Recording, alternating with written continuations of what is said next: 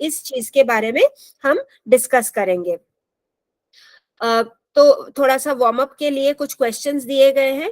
When do you receive gifts, मतलब generally अगर आपको कोई गिफ्ट देता है, कोई तोहफा देता है, तो वो कब देता है? तो नॉर्मली ओकेजन के लिए हम वेट करते हैं, right? Like for example birthday में हमने किसी को गिफ्ट दिया, या फिर किसी की एनिवर्सरी होती है तो फिर हम गिफ्ट देते हैं, या फिर जब छोटा बच्चा होता है घर में तो नए बेबी के लिए हम गिफ्ट्स लेकर जाते हैं, राइट?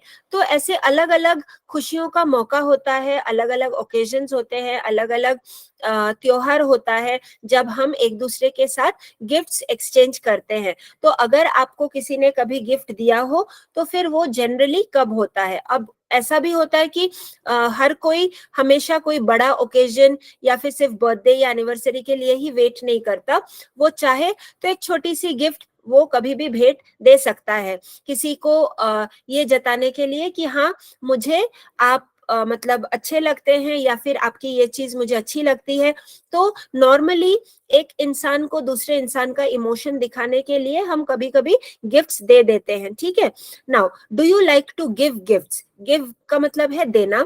तो क्या आपको गिफ्ट्स देना पसंद है या फिर सिर्फ लेना पसंद है? तो नॉर्मली ये सिर्फ अगर एक तरफ से ही गिफ्ट दिया जाता है तो कोई भी चीज आपको समझ में आनी चाहिए कि एक तरफा होने से वो कहीं ना कहीं फिर वो प्रॉपर रिश्ता नहीं होता, राइट? तो जो है वो एक टू वे ट्रैफिक होना चाहिए। मतलब अगर आपको आपके साथ अगर किसी की दोस्ती है तो फिर आप जितना उस इंसान की इज्जत करते हैं, सामने वाला इंसान भी आपको उतनी ही इज्जत देने चाहिए, ठीक है? तो उस हिसाब से देखा जाए तो गिफ्ट्स का भी वैसे ही है कि अगर कभी जैसे मैंने आपको कुछ दिया, आपने कुछ मुझे दिया, तो ऐसे हमेशा मतलब जो है एक ओकेजन के लिए वेट करने की जरूरत नहीं है। आप नॉर्मली कभी भी दे सकते हैं। वो आप किस तरह का रिश्ता निभाते हैं उस सामने वाले इंसान के साथ या फिर जिसके साथ आप बात कर रहे हैं, तो वो उसके ऊपर डिपेंड करता है। तो आपको गिफ्ट देना पसंद है, ये एक क्वेश्चन है। Now that can differ, answer can differ. Differ का मतलब क्या है कि अलग अलग, कि हाँ मुझे अच्छा लगता है, कोई बोलेगा कि नहीं हर वक्त तो पॉसिबल नहीं होता, या फिर मैं देना चाहता हूँ लेकिन पॉसिबल नहीं होता। तो answer can be different things, okay? Now from हुम डू यू गेट गिफ्ट्स? तो फ्रॉम हुम मतलब आपको किसके तरफ से, आपको कौन कौन गिफ्ट्स देता है, या फिर आपको किससे अभी तक गिफ्ट्स मिले हैं। फ्रॉम हुम डू यू गेट गिफ्ट्स, तो अगर आपको गिफ्ट्स कभी मिलते हैं, तोहफा अगर मिलता है, तो नॉर्मली आपको किससे मिलता है, या फिर कौन से व्यक्ति से मिलता है, कौन से इंसान से आपको मिलता है। What is the best gift that you have ever received? मतलब सबसे प्यारा या फिर सबसे बेस्ट, सबसे उत्तम गिफ्ट अगर आपको कभी किसी ने दिया है तो फिर वो क्या है? अब बेस्ट का मतलब क्या है, वो फिर से मतलब हर एक इंसान का दूसरे इंसान के साथ अपने व्यक्तित्व के हिसाब से, पर्सनालिटी के हिसाब से उसे वो चीज बेस्ट लग सकती है, या फिर वो सबसे मतलब खराब गिफ्ट भी लगता है। कि कभी कभी कोई कोई कहता है कि ये भी कोई गिफ्ट देने की चीज है। तो ऐसे वो डिपेंड करता है कि आपका उस इंसान के साथ या फिर उस इंसान का जो भावना है उसके साथ किस तरह का लगाव है। अकॉर्डिंगली वी कैन से कि हाँ ये गिफ्ट बेस्ट है या फिर नहीं है या फिर ठीक ठाक है। तो ये सारे जो भावनाएं हैं, एक्सपीरियंस है, वो कहीं ना कहीं सब अलग अलग लोगों का अलग अलग परिस्थितियों के हिसाब से बदलता रहता है। Why is it special for you? और अगर कभी किसी का दिया हुआ गिफ्ट अगर आपको बेस्ट लगे, उत्तम लगे, सर्वोत्तम लगे, तो वो क्यों लगा? ये क्यों मतलब लास्ट वाला जो क्वेश्चन है that is why is it special for you? अगर वो आपके लिए स्पेशल है तो वो क्यों है? तो हमेशा देखिए बेस्ट गिफ्ट यानी कि सबसे मतलब क्या बोलेंगे, एक्सपेंसिव गिफ्ट, या फिर सबसे जो मतलब दाम दिए देकर जो आप बहुत सारा पैसा खर्चा करके अगर आपने मतलब गिफ्ट खरीदा है, तो जिसमें ज्यादा पैसा खर्चा जाता है वही गिफ्ट हमेशा बेस्ट होगा, ऐसी कोई बात नहीं है। कभी कभी ऐसा भी होता है कि पैसे देकर आप अगर किसी के लिए गिफ्ट खरीदते हैं तो वो शायद ही किसी के लिए मायने रखता हो। लेकिन अगर आपने अपना मूल्यवान समय से थोड़ा सा समय निकालकर अपने हाथों से अगर आपने कुछ बनाया, चाहे वो आपने कुछ मतलब सिलाई करके दिया हो, बुनाई करके दिया हो, या फिर आपने समय निकालकर कुछ आप एक केक बनाकर या फिर कुछ खाने का एक पदार्थ बनाकर आपने किसी के साथ बांटा हो कि चलो मैंने आज आपके लिए ये स्पेशल चीज मैंने बनाई है, अपने हाथों से बनाई है। या फिर जिसका ये आर्ट और ड्राइंग का हाथ अगर अच्छा है तो आपने एक अच्छे से ड्राइंग को बनाकर एक ग्रीटिंग कार्ड बनाकर अपने हाथों से आपने वो चीज को दिया है। तो ये डिपेंड करता है कि नॉर्मली कोई कोई लोग जो है वो इस टाइप के गिफ्ट्स को ज्यादा महत्व देता है, क्योंकि ये आपको ये दर्शाता है कि कहीं ना कहीं उस इंसान ने आपको मतलब इस लेवल तक आपको इज्जत दी है, प्यार दी है कि कम से कम आपके लिए वो अलग से अपना बहुत बिजी शेड्यूल से भी थोड़ा सा वक्त निकालकर आपके लिए उसने अपने हाथों से कुछ बनाकर देने की कोशिश की है। तो इसलिए मैम वो जैसे चीज बहुत ही कि स्पेशल होता है। यस मैम मैम कुछ कुछ बार ऐसे होता है कि अगर छोटा भी गिफ्ट हो तो वो हमारे लिए बहुत महत्वपूर्ण और बहुत ही सबसे कीमती चीज मानी जाती है, वेरी गुड। और वो छोटी भी हो तो भी हमारे लिए वो बहुत बड़ी लगती है। ऐसे भी कोई चीजें होते हैं जो सस्ते मैम में चैट भी बॉक्स ऑन करो ना। कभी सस्ते में भी हमें महंगे लगते हैं। ऐसे हमारे बस चैट पास बॉक्स ओपन वालों करा ना। के पास से ही मिलते हैं हमें। Right, ma'am absolutely. Chat box on करो ना अटेंडेंस लगाने के लिए। अटेंडेंस चैट बॉक्स ऑन करो ना मैम।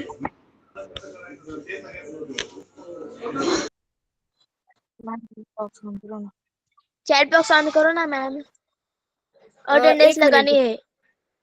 एक मिनट। चैट बॉक्स कीजिए ना।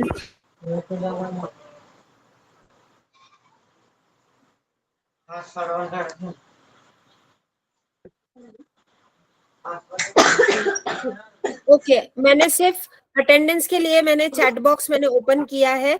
आप लोग दूसरा कोई भी एक्स्ट्रा चीज आप नहीं लिखेंगे, आप सिर्फ अपना नाम डालेंगे और आप कौन से जगह से आपने ज्वाइन किया है, बस सिर्फ उतना ही आप फॉलो कीजिएगा इंस्ट्रक्शंस।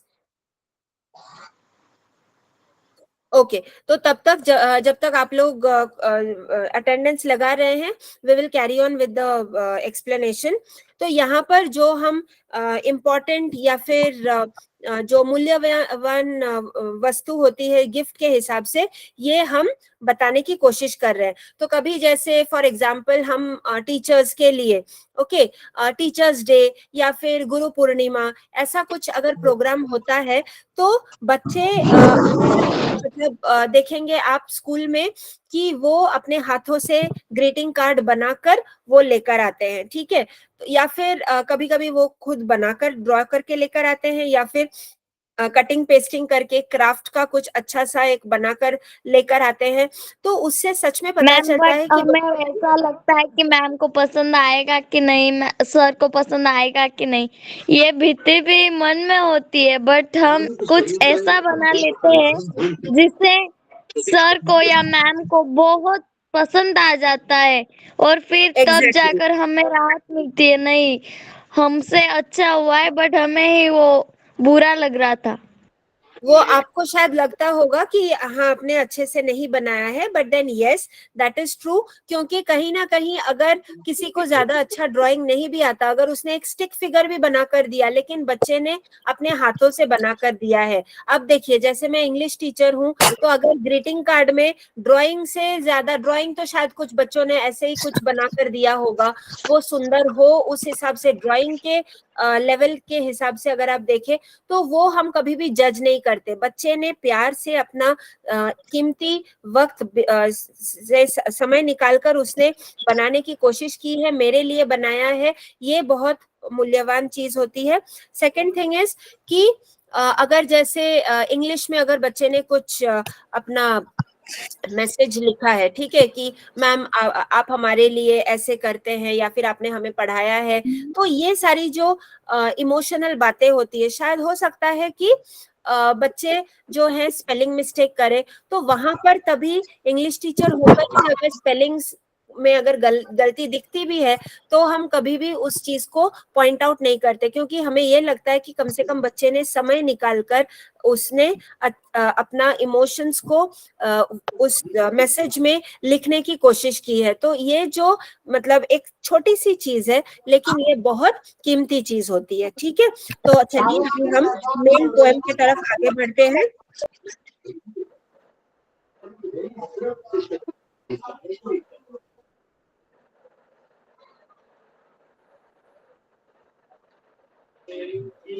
अच्छा, कुछ ऐसे एक्स्ट्रा क्वेश्चंस भी है कि what gifts do trees give to Mankind.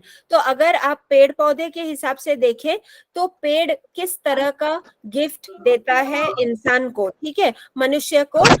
Mankind मतलब आप पूरे मनुष्य जाति की बात कर रहे हैं। Name 2 parts of a tree that begin with, okay. तो बी से अगर आपको कुछ वर्ड्स पता है, एफ से अगर कुछ पता है, टी से पता है, बार्क, बार्क, ओके, और Branches.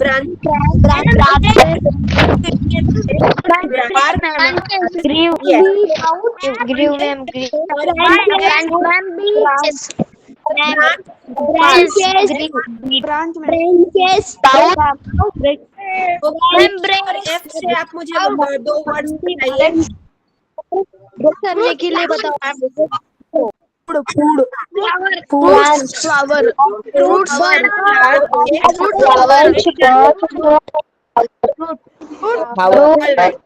Flower, okay. Treetop. Man clunk on the treetop. Yes. Man tree clunk on the treetop. Okay. Clunk on the treetop. All right. Okay. Very good. Yes, very good. Okay. अभी मैं सबका mic में बंद कर रही हूँ। Clunk on the treetop. Okay, अभी मैंने शायद मैंने सबका माइक ऑफ कर दिया है, बिकॉज नहीं तो फिर हम आगे बढ़ने से फिर हमें प्रॉब्लम होगा नहीं तो। ठीक है, तो all right, now let's proceed. In most countries in the northern hemisphere, there are 4 seasons: spring, summer, autumn and winter. ठीक है, तो नॉर्मली स्प्रिंग सीजन यानी कि वसंत, जहां पे मतलब नॉर्मली आप देखेंगे कि वसंत के सीजन में आपको वसंत ऋतु में आपको दिखेगा कि पेड़ पौधों में जो नया फूल होता है या फिर नए पत्ते होते हैं वो मतलब उसका बर्थ होना शुरू हो जाता है। ठीक है, समर यानी कि आप गर्मियों का टाइम कह रहे हैं, ऑटम यानी कि पतझड़ जिसे हम हिंदी में कहते हैं कि पत्ते झड़ना जो होता है, फॉल सीजन, ठीक है वो, एंड विंटर यानी कि हम शीतकाल जो कहते हैं, जो ठंड का मौसम होता है वो। तो अब उन्होंने कुछ क्वेश्चंस दिए हैं कि कौन से महीने में कौन सा सीजन आता है, तो वो डिपेंड करता है कि आप कौन से देश में है, कौन सा टाइम है। तो अभी जैसे इंडिया में हमें पता है कि इंडिया में स्पेशली जून से लेकर सितंबर तक ये बारिश का सीजन है, राइट। तो अभी जैसे कल अभी नोटिस आया है स्कूल से कि गवर्नमेंट के तरफ से स्कूल्स कल बंद है, लेकिन हमारे स्कूल में ऑनलाइन क्लासेस होने वाले, तो वही फिर मैसेजेस। तो देखिए कि वो टाइम टू टाइम कैसा सीजन है, कैसा ऋतु है, कैसा मौसम है, उस हिसाब से जो है अलग अलग चीजें दिखाई पड़ती हैं नेचर में भी। ठीक है, now let's proceed with the poem. तो मैं इसको थोड़ा सा छोटा करके मैं जूम कर रही हूँ ताकि पूरा का पूरा पोएम दिख जाए और हम पढ़े और उसे पढ़ने में आसानी हो। The title is Trees are the kindest things I know.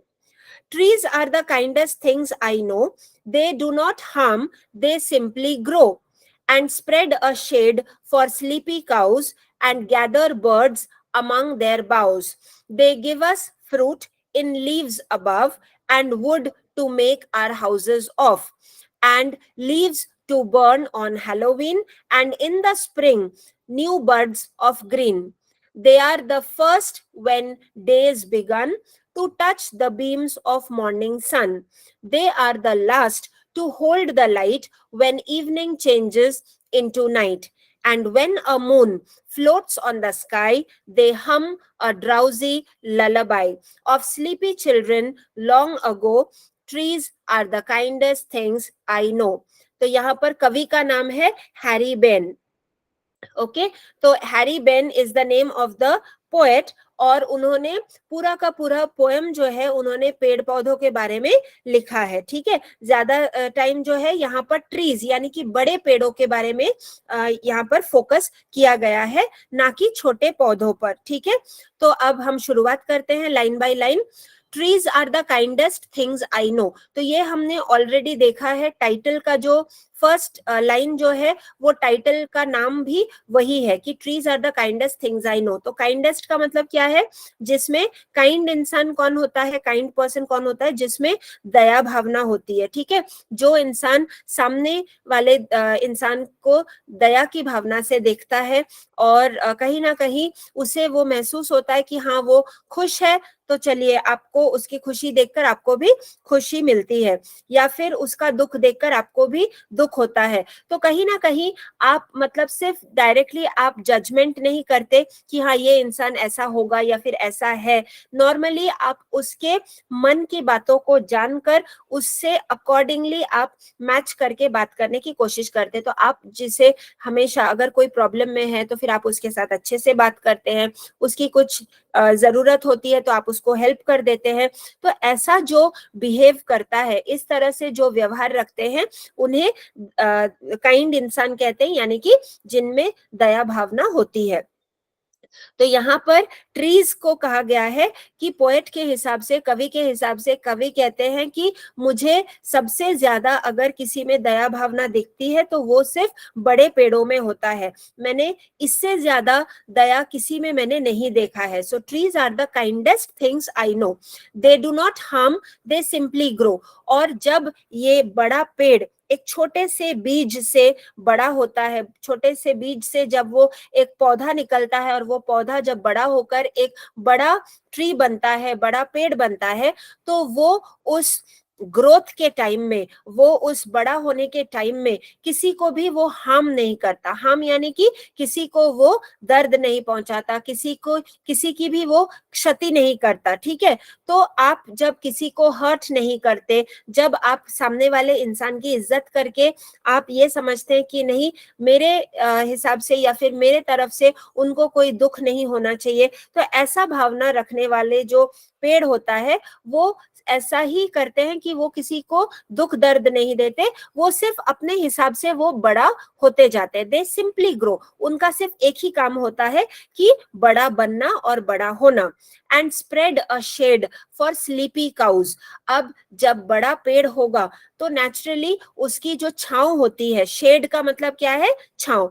तो छांव को भी आप देखेंगे तो जितना बड़ा पेड़ उतनी बड़ी छांव. तो आपको एक बड़े पेड़ के नीचे जो छांव होती है वहां पर आपको सच में खड़े रहकर बहुत आराम मिलता है, specially when it is the summer time. जैसे गर्मी के टाइम में आप छांव में खड़े हो जाइए, आपको आराम मिलेगा. अगर बारिश का मौसम है तो कहीं ना कहीं कितना भी छाता हो, कुछ भी हो, लेकिन अगर रास्ते में और कुछ नहीं दिखता लेकिन एक बड़ा पेड़ दिखता है तो आप पेड़ के नीचे भी थोड़ी देर के लिए आप खड़े रह सकते हैं, क्योंकि वो छांव जो है कहीं ना कहीं पेड़ का, वो आपको बारिश से थोड़ा भी होगा तो आपको बचाने की कोशिश करेगा. ठीक है. And sleepy cause. काउज का मतलब क्या है? कि गाय. All right. और स्लीपी मतलब जिनको नींद आती है. तो जैसे जो नींद में ऐसे झपकी लगाते हैं, या फिर जब गायों को जब नींद आती है तो उनको लगता है कि हम कहाँ पर जाए. अब हर वक्त तो ऐसे इंसान के हिसाब से जानवर को तो बिस्तर नहीं मिलेगा या फिर घर नहीं मिलेगा, तो वो लोग भी नेचर में ही रहते हैं, वो लोग निसर्ग में ही रहते हैं जहां पर उनकी थोड़ी बहुत व्यवस्था हो जाती है. तो जैसे अगर किसी गाय को नींद आ रही है तो वो आराम से किसी पेड़ के छांव के नीचे जाकर स्प्रेड हो जाता है. स्प्रेड यानी कि एकदम फैल कर बैठ जाता है, आराम से बैठ जाता है, वहां पर वो थोड़ी देर लेटकर सो जाता है.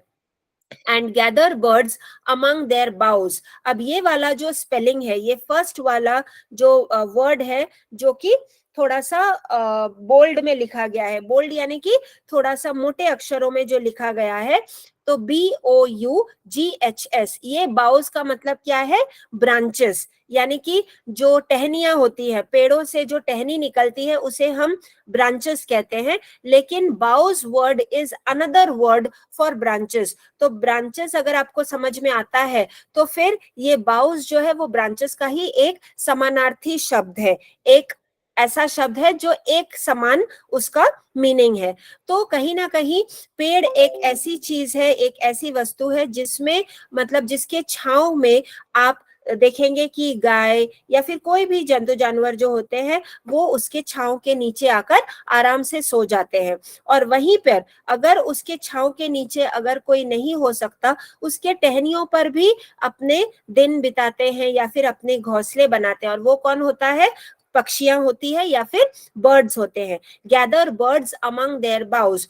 तो पेड़ों में ये क्षमता होती है कि जैसे ही वो बड़ा हो जाता है तो उसकी छांव भी मतलब काम में आती है, और कहीं ना कहीं उसकी टहनियां भी जो है वो भी काम में आते हैं, क्योंकि टहनियों में, उन ब्रांचेस में आपको उन बर्ड्स को बैठे हुए आप देख पाएंगे। बर्ड्स का घोंसला होता है, नेस्ट होता है, वहां पर वो बैठते हैं। अगर नेस्ट ना भी हो, अगर उन्होंने पंछियों ने अगर उस पर्टिकुलर ट्री के ऊपर अगर उन्होंने घोंसला ना भी बनाया हो, फिर भी वो ब्रांचेस के ऊपर, वो टहनियों के ऊपर वो बैठ जाएंगे, पत्तों के ऊपर बैठ जाएंगे और कहीं ना कहीं अपना घर वहीं पे वो बना लेता है। तो पेड़ों में ये क्षमता होती है कि वो सबको इकट्ठा करके, गैदर का मतलब क्या है, इकट्ठा करके, सब एक साथ वो एकजुट होकर रह सकते हैं। वो और वो रहने का इंतजाम जो है पेड़ अपने आप अपने ऊपर वो कर देता है।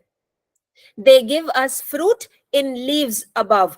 तो इसका क्या मतलब हुआ कि पेड़ जो है वो कहीं ना कहीं हमें फल देता है। They give us fruit, fruit का मतलब हमें पता है कि फल, ओके। तो पेड़ हमें फल देता है इन लीव्स अबव। और फल कहाँ पर होता है, नॉर्मली आप देखेंगे कि जहां पर पत्ते होते हैं वहां पर आपको फल लटकते हुए दिखेंगे। And wood to make our houses of. तो यहाँ पर आप देखेंगे कि ये पूरा का पूरा जो पोएम है, ये पूरी जो कविता है, इसमें पेड़ पौधों के बारे में, उनकी हेल्प करने की जो इच्छा है, या फिर पेड़ों से हमें क्या क्या चीजें मिलती है, कोई भी एक भी चीज, छोटी सी चीज भी आप देखेंगे कि वेस्ट नहीं जाता या फिर वो फेंका नहीं जाता। पेड़ का हर एक पार्ट इंसान के लिए या फिर किसी भी लिविंग बीइंग के लिए, लिविंग बीइंग यानी कि जो जिंदा है, चाहे वो इंसान हो या फिर पेड़ पौधे हो या फिर जंतु जानवर हो या फिर पक्षियां हो, वो हर चीज के लिए, मतलब उसका जो छोटे छोटे चीजें हैं, हर एक चीज वो कुछ ना कुछ महत्व रखता है, उसकी एक यूज होती है। और कहीं ना कहीं आप देखेंगे कि पेड़ का हर एक पार्ट किसी ना किसी को जरूर काम में आता है, ठीक है। तो यहाँ पर उन्होंने शेड से शुरुआत की कि जब वो ग्रो होता है, जब वो बढ़ता है तो उसकी छांव काम में आती है, किसी को नींद, अच्छी नींद में सुलाने के लिए, या फिर उसके जो टहनियां होती है या फिर जो पत्ते होते हैं उसके ऊपर घर बनाने के लिए ये पंछियां रहते हैं, बर्ड्स रहते हैं। फिर हमें फ्रूट्स मिलता है, तो इंसान भी फ्रूट्स खाता है और जीव जंतु भी खाते हैं, पक्षी भी फ्रूट्स खाते हैं, राइट। और उसके बाद जो नेक्स्ट चीज है, जो नेक्स्ट महत्वपूर्ण चीज है, वो है वुड। वुड का मतलब क्या है, लकड़ी। To make our houses of. तो अभी हमेशा आप ये ईंट या फिर जो कंक्रीट होता है उसका यूज हमेशा नहीं होता। गांव में आप देखेंगे तो कहीं ना कहीं आपको दिखेगा कि लकड़ियों का घर होता है, कहीं ना कहीं आपको दिखेगा कि मिट्टी का यूज होता है। तो हर एक जगह पर आप किस टाइप के जगह पर रहते हैं उस हिसाब से आपका घर बनाने का जो सामान होता है, ठीक है, वो यूज होता है। तो यहाँ पर हम लकड़ियों से भी अपना घर बना सकते हैं, ठीक है। And leaves to burn on Halloween. अब हैलोवीन का मतलब क्या है कि ये एक अगर मैं आपको बहुत ही आसान शब्दों में अगर मैं कहने की कोशिश करूं, समझाने की कोशिश करूं, तो कहीं ना कहीं ये एक विदेशी त्योहार है, ठीक है, जो नॉर्मली आपको ये जैसे इंडिया में दिवाली का टाइम आता है, ठीक है, तो दिवाली के टाइम में आप देखेंगे कि कोई कोई, जैसे अगर मैं अपना एग्जांपल मैं देना चाहूंगी यहाँ पर कि आई एम अ बंगाली, ठीक है, तो मेरी जो मातृभाषा है वो बंगाली है। तो अब नॉर्मली बंगालीज जो होते हैं वो दिवाली के रात में वो काली पूजा करते हैं, ठीक है, काली माता को मतलब काली माता की पूजा करते हैं। तो वो दिवाली के टाइम पे आप देखेंगे कि छोटी दिवाली, बड़ी दिवाली, ऐसे अलग अलग दिन, अलग अलग चीजें जो है, एक त्योहार अलग 3-4 दिनों तक उसका सेलिब्रेशन होता है, धनतेरस से शुरू होकर। तो एक दिन ऐसा आता है जिसमें ये कहते हैं हम लोग मतलब हमारे इसमें कि भूत चतुर्दशी।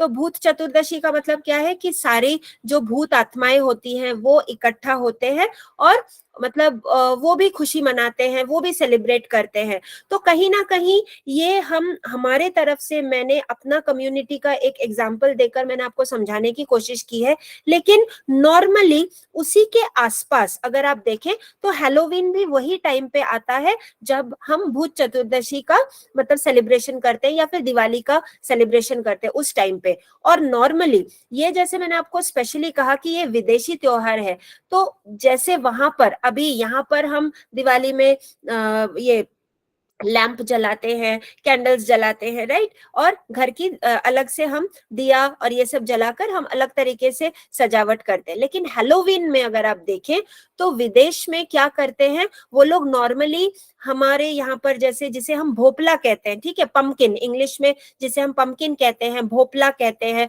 तो वो हमारे इंडिया में नॉर्मली हम जिस तरह का भोपला देखते हैं वो वैसा भोपला नहीं होता, ये थोड़ा सा अजीब टाइप का होता है, थोड़ा गोल्ड टाइप का, ऑरेंज कलर का, ठीक है, और उसमें ऐसे ऐसे अलग अलग सेक्शंस होते हैं। और नॉर्मली ऐसे एक पूरा का पूरा मतलब क्या बोलेंगे, एक वन होल पंपकिन, यानी कि पूरा अक्खा वाला जो एक पंपकिन होता है उसको लिया जाता है और स्पेशली इसकी मतलब फार्मिंग की जाती है कि एक बड़े से पंपकिन को वो लोग मतलब लेकर आते हैं और उसमें वो लोग कुछ ऐसे कार्व करके, यानी कि कुछ ऐसे छुरी कैंची से ये करके उसके मतलब आंखें बनाते हैं, फिर बड़े बड़े मुंह बनाते हैं, फिर कभी कभी कोई कोई ऐसे दांत जैसे मतलब वो हंस रहा है ऐसा टाइप का।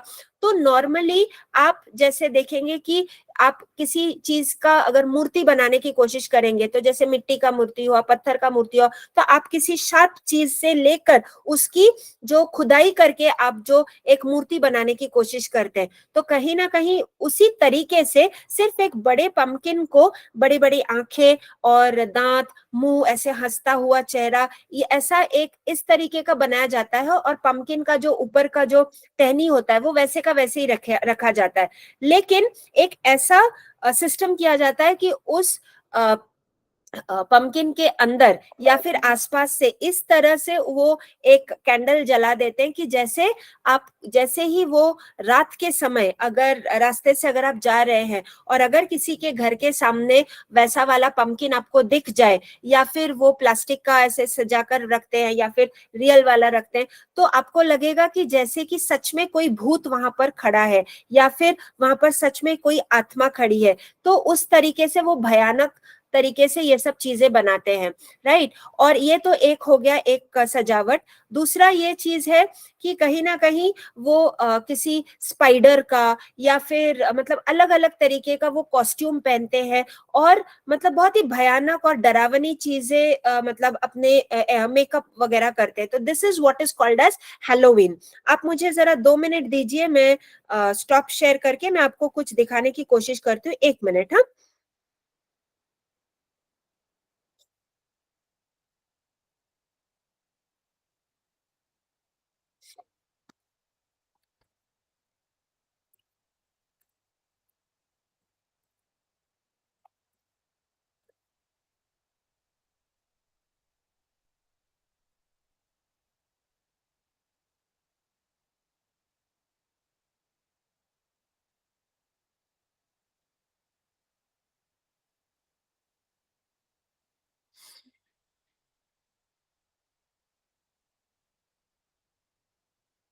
ओके, यहाँ पर अभी मैंने कुछ इमेजेस खोलकर रखे हैं, अगर आपने ध्यान से देखा होगा तो ये देखिए, मैं इस टाइप की डेकोरेशंस की मैं बात कर रही हूँ, ठीक है। तो अगर हम इसको, एक minute,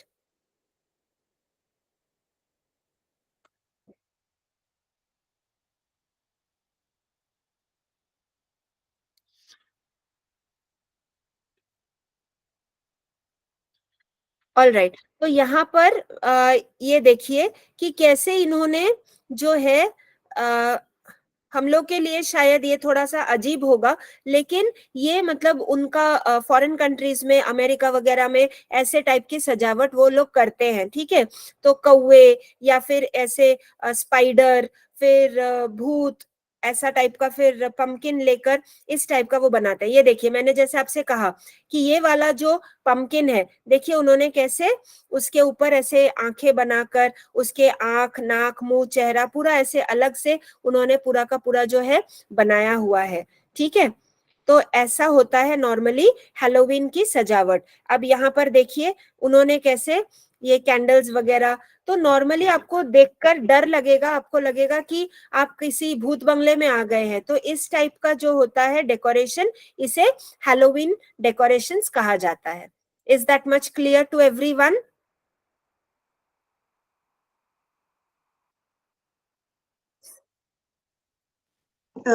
Hello, ma'am. Sulakshna here. I just want to make one announcement. Yes ma'am. मुलांनो, उद्या तुमचा फिजिक्सचा पेपर असेल, 25 मार्क्सचे MCQ असेल, जशी लास्ट वीक मध्ये पण तुमच्या एक्झाम झालेल्या तशा. तुमचा संध्याकाळी क्लास 7:30 वाजता सुरू होतो. त्याच्या आधी तुम्हाला लिंक दिली जाईल 6 नंतर ना. कधी येईल ते ग्रुपमध्ये टाकूच आम्ही, ठीक आहे. मोस्टली 6 ते 7:30च्या मध्ये येईल लिंक. तुम्ही त्या लिंकवर क्लिक करायचं आणि स्वतःहून एक्झाम द्यायची, जसं गेल्या आठवड्यामध्ये आपण केलेलं. फिजिक्सचा सिलेबस तेवढा असेल जेवढा आपला पहिला धडा आतापर्यंत शिकवून झालेला आहे.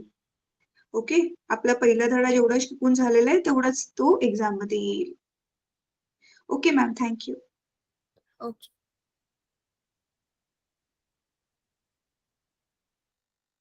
तुमचे जे फ्रेंड्स मीटिंग मध्ये नाहीयेत आता, त्यांना पण please Sanga.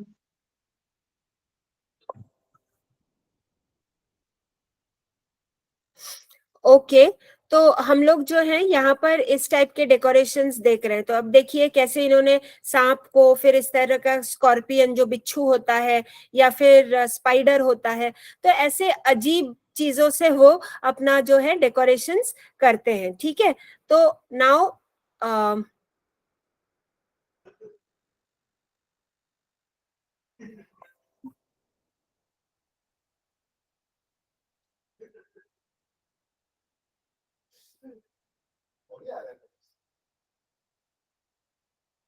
all right, so we will continue with the explanation. And leaves to burn on Halloween, and in the spring new buds of green. तो यहाँ पर हमने हैलोवीन को अच्छे से समझा कि ये एक त्योहार है. It is a festival in the autumn observed in western countries. Western countries का मतलब क्या है? पश्चिमी देशों में नॉर्मली ये त्योहार मनाया जाता है. हम भारत की बात नहीं कर रहे हैं यहाँ पर. यहाँ पर पश्चिमी देशों में जो है नॉर्मली ये अमेरिका वगैरह में ये हैलोवीन का एक त्योहार मनाया जाता है, ठीक है। और मैंने आपको कुछ ऐसे टाइप के सजावट दिखाई है जो नॉर्मली हैलोवीन में वो लोग करते हैं, okay. And in the spring, और अगर सोचिए कि पेड़ पौधों का जो सूखा हुआ जो पत्ते होते हैं वो हैलोवीन में यूज किया जाता है जलाने के लिए, बर्न करने के लिए.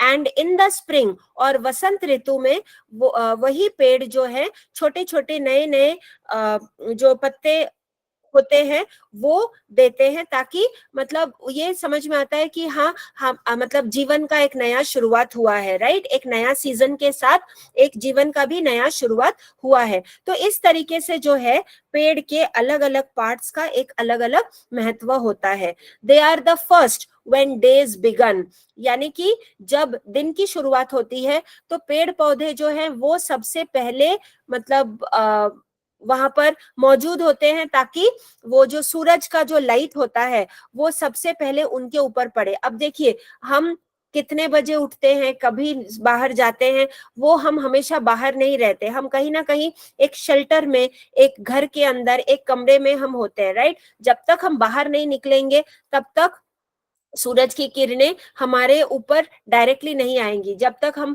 खिड़की के पास जाकर, जहां पर सूरज का पहला किरण जब अंदर आता है, या फिर जब हम वहां पर जाकर खड़े होते हैं, तभी हमारे ऊपर जो सनलाइट होता है वो हमारे ऊपर गिरता है। लेकिन नेचर की बात करें, निसर्ग की बात करें, तो कहीं ना कहीं पेड़ पौधे हमेशा ही बाहर होते हैं, राइट। उनके लिए अलग से कोई शेल्टर या फिर कोई घर ऐसा नहीं होता। तो दे आर द फर्स्ट, यानी कि पेड़ सबसे पहले जब दिन की शुरुआत होती है तब उनके ऊपर मतलब वही पहले चीज होती है जिसके ऊपर सनलाइट, सबसे पहला वाला जो सनलाइट होता है उनके ऊपर पड़ता है, ठीक है। To touch the beams, beams का मतलब क्या है, सनरेज, यानी कि जो सूरज की किरणें होती हैं उनके बारे में बताया गया है। तो बीम्स का मतलब क्या है, सनरेज, यानी कि सूरज से निकले हुए जो किरणें हैं वो सबसे पहले अगर किसी को छूता है वो होता है पेड़ों के ऊपर, ठीक है। तो बीम्स ऑफ मॉर्निंग सन, यानी कि सबसे पहले सुबह का जो सूरज है उसकी जो पहली किरणें हैं अगर किसी को टच करता है वो पेड़ को करता है या फिर पेड़ों को करता है। They are the last to hold the light when evening changes into night. अब देखिए, इंसान जब भी चाहे वो घर से बाहर निकल सकता है या फिर घर के अंदर आ सकता है, वो हमेशा बाहर ही रहेगा ऐसा नहीं है, राइट। लेकिन पेड़ पौधे, जैसे मैंने कहा कि उनके लिए अलग से कोई घर नहीं होता, अलग से कोई शेल्टर नहीं होती, वो बाहर ही होते हैं। तो सबसे पहले अगर सूरज की किरणें अगर उनके ऊपर पड़ता है तो सबसे लास्ट वाला, यानी कि सनसेट के टाइम में जब सूर्य अस्त होता है, यानी कि शाम का वक्त होता है, और जब हम देखते हैं कि सूरज डूबता है तो उसका जो लास्ट वाला जो लाइट होता है वो भी कहीं ना कहीं पेड़ों के ऊपर गिरकर उसके बाद अंधेरा हो जाता है, ठीक है। तो they are the last to hold the light. तो जब तक मतलब वो लाइट है तब तक वो उन लाइट को, उस किरण को जो है वो पकड़ के रखने की कोशिश करते हैं।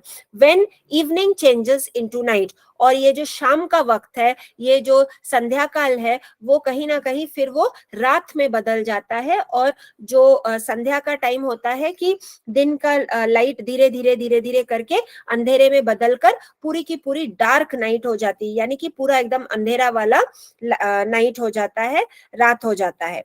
And when a moon floats on the sky, और जब आप रात हो जाता है तो नेचुरली उसके बाद, सूरज के बाद फिर रात के टाइम में कौन निकलेगा, naturally we are talking about the moon, यानी कि चांद। तो जब चांद निकलता है रात में तब ये जो पेड़ होते हैं दे हम अ ड्राउजी ललाबाई। ड्राउजी का मतलब क्या है कि स्लीपी, जैसे कि जब किसी को नींद आती है लेकिन वो पूरे तरीके से सोया हुआ नहीं है, लेकिन आपको सिर्फ नींद आ रही है और आप ऐसे आधा आंख ऐसे बंद करके जब आप ऑलमोस्ट नींद में चले जाके ऐसा हो जाता है, आपका पूरा का पूरा जो झपकी आ जाता है, that is called as drowsy, ठीक है। कि आपको मतलब इतने टायर्ड हैं आप कि आप पूरे तरीके सोए नहीं हैं, लेकिन कहीं ना कहीं आप बैठ गए तो आपको नींद आ रही है, आपकी आंखें बंद हो रही है, तो आप एकदम से वो एक डीप एक सेंस में आप चले जाते हैं, ठीक है। लेकिन वो टाइम में सोचिए कि जब हम बच्चे होते हैं तो नॉर्मली हमारी माँ या फिर दादी या फिर नानी जो भी हमें मतलब प्यार से सुलाते हैं, तो बच्चों को लोरी गाकर गाना गाकर जो है सुलाया जाता है, ठीक है। और लोरी का मतलब क्या है, एकदम धीमे गति से बहुत ही प्यारा सा और बच्चों वाली एक मतलब धुन में एक गाने को गाया जाता है, एक दो लाइंस को बार बार रिपीट करते हुए धीरे धीरे गोदी में बच्चे को सुलाया जाता है, ठीक है। तो ये जो लोरी है that is called lullaby in English, ठीक है। तो ललाबाई को अगर मैं हिंदी में ट्रांसलेट करूं तो जिसे हम कहते हैं कि लोरी गाकर सुलाना, ठीक है। तो यहाँ पर कहीं ना कहीं ये जो लोरी है वो मतलब एज इफ दे हम का मतलब क्या है, गुनगुनाना, ठीक है। तो यहाँ पर HUM हम का मतलब क्या है, गुनगुनाना। तो कोई भी धुन जब आप गुनगुनाते हैं तो that means you are humming a tune, all right, you are humming a song. तो यहाँ पर कोई गाना या फिर धुन को हम नहीं गुनगुना रहे हैं, हम किस चीज को गुनगुना रहे हैं, एक लोरी को। लेकिन ये हम कौन है यहाँ पर, दे मतलब यहाँ पर ट्रीज के बारे में बात कर रहे हैं। तो मतलब जैसे सूरज की पहली किरणें आए तो पेड़ों पर आए, जब सूर्यास्त होता है, जब इवनिंग टाइम में सनसेट होता है, तभी जो लास्ट लाइट का रे होता है, जब लास्ट वो सूरज का जो लास्ट किरण होता है वो भी पेड़ के ऊपर पड़ता है। जब पूरा अंधेरा हो जाता है और चांद निकल कर आ जाता है तो एज इफ लगता है कि पेड़ों को जो है चांद एक अच्छा सा, बहुत ही प्यारा सा, सुंदर सा लोरी गाकर सुला रहा है। ठीक है, तो दे हम अ ड्राउजी ललाबाई, तो पेड़ भी जैसे वो उस लोरी को गुनगुनाने में सहायता कर रहे हैं और फिर वो अपने नींद में मतलब डूब जाएंगे। तो इस तरीके का जो एक माहौल बनता है वो पेड़ों के ऊपर देखिए कितने सुंदर से वो मतलब बताया गया है कवि के द्वारा। ठीक है, इस कविता में ये आपको ध्यान में रखना है। Of sleepy children long ago, तो यहाँ पर जैसे मतलब यस मॅम आपने बोला ना फार ललबाय, वर्षापूर्वी बीम्स म्हणजे काय मॅम? मॅम ड्रॉजी मतलब ड्राउजी का मतलब क्या है, मैम ड्राउजी का मतलब सुस्त सुस्त ड्राउजी का मतलब देखिए जैसे मैंने आपको कहा जब आपको नींद आती है लेकिन आप पूरे तरीके से सोते नहीं है। ठीक है, अब जैसे अगर मैं फॉर एग्जांपल अच्छा बट वो उसके नीचे लिखो तुम मराठी में। मॅडम विचारीन तो सांगिन ना मॅडम बीम्स म्हणजे काय? एक मिनट बेटा, एक एक वर्ड को मैं पहले ले लूं। ड्राउजी का मतलब क्या है कि स्लीपी, स्लीपी यानी कि जब आपको नींद, पंपिन म्हणजे मॅम पंपिन म्हणजे काय? पंपिन म्हणजे काय? पम्पकिन यानी कि भोपला, पम्पकिन का मतलब है भोपला। भोपळा। ठीक है, पम्पकिन जिसको हम भोपला, बीम्स म्हणजे तेजस्वी किरण। हॅलोवीन म्हणजे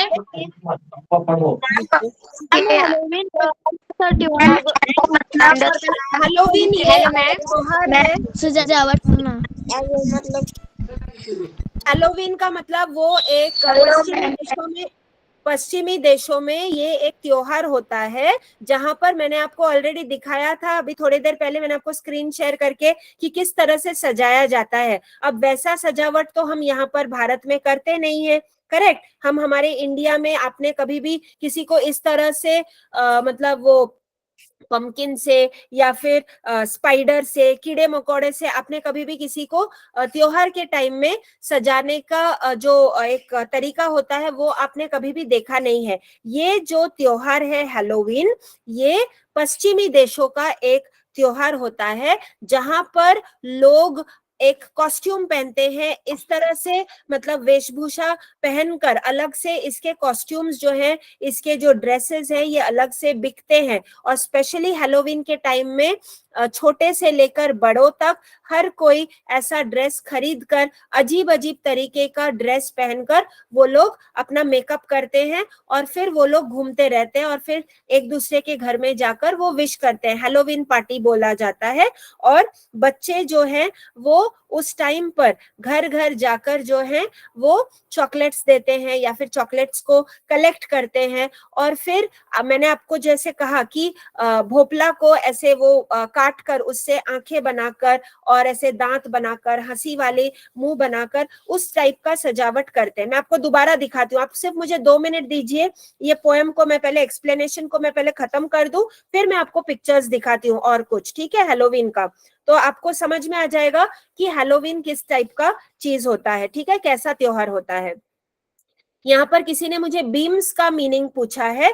बीम्स का मतलब क्या है, सूरज की किरणें, जिसको हम सनलाइट कहते हैं या फिर सन रेज कहते हैं। तो सूरज से जो किरणें पड़ती हैं उसे बीम्स कहा जाता है। ठीक है, ड्राउजी का मतलब किसी ने मुझे पूछा, ड्राउजी का मतलब यहाँ पर दिया गया है स्लीपी। अब जैसे मुझे अगर सोचिए कि मैं बैठकर पढ़ा रही हूँ, ठीक है, स्कूल में हम नॉर्मली घूमकर, खड़े होकर, इधर उधर चल के क्लास में हम पढ़ाते हैं तो हमें शायद इतनी नींद नहीं आती। अब पूरा टाइम खड़े रहकर काम करने का आदत है, तो जैसे ही हम बैठ जाते हैं और पूरे दिन की थकावट के हिसाब से देखा जाए तो हमें बहुत जल्दी नींद आ जाती है, राइट। तो जैसे ही हम बैठे और बैठते बैठते अगर मेरी आंखें ऐसे बंद होकर अगर मैंने ऐसे किया, तो मतलब मैं क्या कर रही हूँ, मैं ड्राउजी फील कर रही हूँ, मतलब मुझे नींद आ रही है लेकिन मैं पूरे तरीके से सोई नहीं हूँ, मुझे सिर्फ नींद आ रही है लेकिन मैं पूरे तरीके से मैं सोई नहीं हूँ, ठीक है। ललाबाई का मतलब क्या है, लोरी। जैसे हम ये थोड़ा बहुत एक सुंदर सा एक आवाज निकालकर जो हम गाना गाते हैं, बच्चों को सुलाने के लिए जो गानों का इस्तेमाल किया जाता है, जो गानों को यूज किया जाता है, उसे लोरी कहते हैं। इंग्लिश में उसे ही ललाबाई कहा जाता है, ठीक है। Of sleepy children long ago, मतलब जो बच्चे होते हैं वो पूरा दिन भाग दौड़ खेल कूद कर एकदम थक जाते हैं, और जैसे ही टाइम होता है, और स्पेशली अगर आप कहेंगे कि आप पढ़ने बैठिए तो आपको नींद आ जाती है, राइट। तो बच्चे जो है अक्सर खेल कूद में रहते हैं और वो बहुत जल्दी टायर्ड होकर उन्हें नींद आ जाती है। तो उस टाइम पे अगर कोई प्यार से अच्छे से खाना वाना खिलाकर अगर कहे कि आप सो जाइए, तो बच्चों को अगर नींद नहीं आती तो उस टाइम पे आप देखेंगे कि माँ, दादी, नानी, ये लोग जो है वो लोरी गाकर बच्चों को सुलाने की कोशिश करते हैं। Trees are the kindest things I know, और यहाँ पर वही चीज हम पेड़ों के तरफ देखकर हम कह सकते हैं कि पेड़ जो है वो कहीं ना कहीं एक लोरी गाने का काम कर रहे हैं, क्योंकि पेड़ों के तरफ आप देखें तो रात के टाइम में आपको लगेगा कि हाँ वो भी एकदम रेस्ट लेने के लिए रेडी है, और कहीं ना कहीं वो भी सोने के इंतजाम में है। तो जैसे ही रात होती है तो ट्रीज भी सोने चले जाते हैं, ठीक है। तो with that we finish this poem, जिसमें हमने ये देखा कि एक क्विक रिकैप कर लेते हैं। क्विक रिकैप का मतलब क्या है कि पूरा का पूरा पोएम को एक बार हम समझ लेते हैं बहुत ही जल्दी से। ओके तो पहले लाइन में हमने देखा कि कवि ने हमें ये कहा है कि trees are the kindest things I know, कि ट्रीज से ज्यादा, पेड़ों से ज्यादा दयावान शायद ही मैंने किसी को देखा है। सबसे ज्यादा दया अगर किसी में है तो वो निसर्ग के पेड़ों में होता है। क्यों? क्योंकि वो कभी भी हार्म नहीं करते, वो किसी को मतलब जानबूझकर किसी को दुख या फिर दर्द नहीं देते। उनका सिर्फ एक ही काम होता है कि सिंपली ग्रो, यानी कि वो मतलब बहुत बड़ा होते हैं, वो ग्रो करते हैं, वो सिर्फ बढ़ने का काम करते हैं, ठीक है। और जैसे ही वो बड़े होते हैं उसके साथ साथ उनका जो छांव होता है वो उनके साइज के हिसाब से भी बड़ा होता है, क्योंकि जितना बड़ा पेड़ उतना बड़ा छांव। और वो छांव जो है वो स्लीपी काउज, यानी कि जो गाय को नींद आती है तो वैसे नींद आती है तो उसको, वो गाय को लगता है कि मैं जाकर कहाँ पर सो जाऊं, तो गाय नॉर्मली आप देखेंगे कि ऐसे पेड़ के छांव के नीचे जाकर वो लेट जाते हैं, स्प्रेड हो जाते हैं, यानी कि फैल कर आराम से लेट कर वो सोने की व्यवस्था करते हैं। लेकिन सिर्फ छांव ही काम में आता है ऐसा नहीं है। पेड़ जो है उनके टहनियां, ब्रांचेस, बाउज, वो भी काम में आता है। और उसमें कौन रहता है?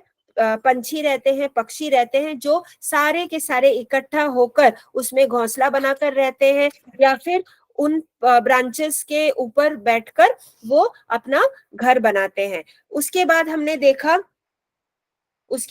देखा कि पेड़ हमें फल देते हैं, फूल देते हैं, ठीक है। और ये जो फल होता है वो पेड़ों के ऊपर जो पत्ते होते हैं उसके साथ लगा हुआ फल हमें दिखता है।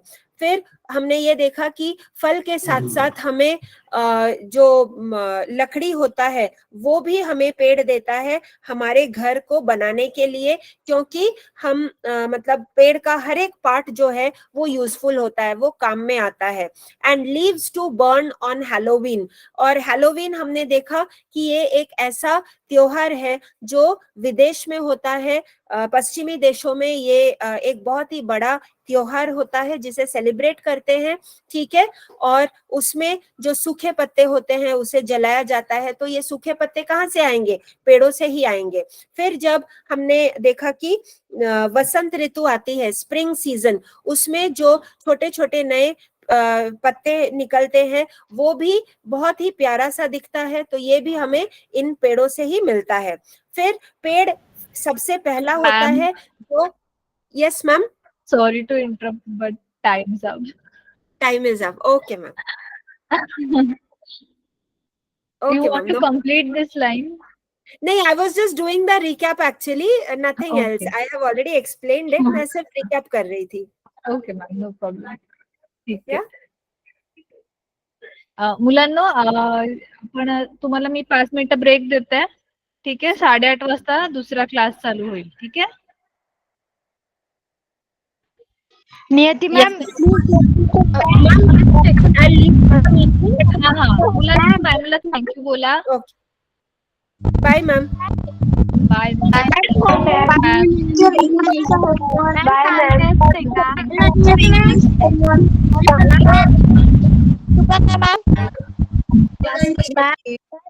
लगेच होमवर्क टाका.